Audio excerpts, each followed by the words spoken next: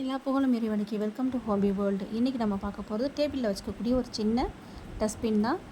இதுக்கு நான் use and throw plastic cup எடுத்திருக்கேன். நீங்கள் பேப்பர் கப் இருந்தாலும் எடுத்துக்கலாம், அதுவும் ஓகே தான். அது இந்த மாதிரி நீள்பாகில் குறுக்கால கட் பண்ணிக்கோங்க. இதுக்கு நான் பெரிய ஸ்பூன் மர ஸ்பூன் எடுத்திருக்கேன். யூஸ் அண்ட் த்ரோ ஸ்பூன் தான் அதுவும். நீங்கள் ஐஸ்கிரீம் ஸ்பூன் எடுத்தாலும் ஓகே தான்.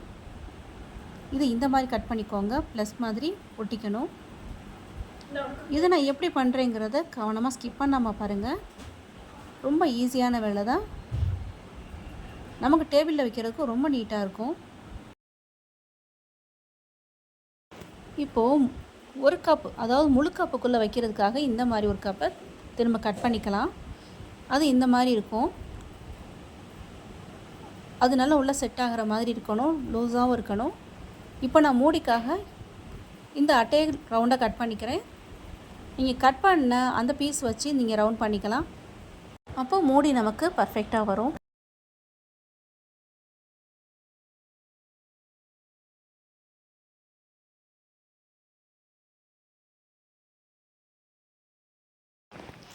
இப்போ நமக்கு குட்டி டஸ்ட்பினுக்கான பொருட்கள்லாம் தயாராக இருக்குது.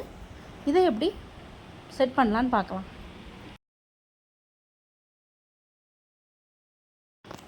இந்த மூடியை ஒட்டுறதுக்காக செலோடேப் எடுத்திருக்கேன்.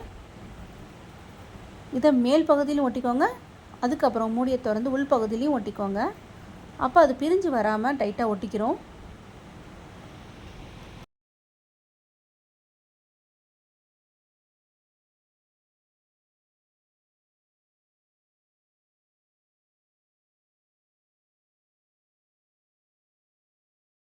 இந்த மாதிரி தான் இருக்கும். இப்போ இதை ஃபெவிக்விக் போட்டு அல்லது ஃபெவிகால் போட்டு இந்த மாதிரி ஒட்டிக்கோங்க. இந்த மரக்குச்சியை இது உள்ளேயும் ஈஸியாக வச்சிடலாம். இது எப்படி ஒர்க் ஆகுதுன்னு பாருங்கள். இந்த மாதிரி தாங்க. இதை கொஞ்சம் டிரான்ஸ்பரண்ட்டாக இருக்கிறனால கொஞ்சம் எல்லாம் வெளியே தெரியுதுன்னு நினச்சிங்கன்னா நீங்கள் பேப்பர் கப் யூஸ் பண்ணிங்கன்னா அது வெளியவே தெரியாது, கலர்ஃபுல்லாகவும் இருக்கும். இந்த டஸ்ட்பின்னே பெரிய சைஸாக எப்படி செய்யலாங்கிறதையும் பார்க்கலாம். அதுக்காக நம்ம சேனல் ஹோம்பி வேர்ல்டை சப்ஸ்கிரைப் பண்ணிக்கோங்க. எல்லா புகழும் இறைவனுக்கே.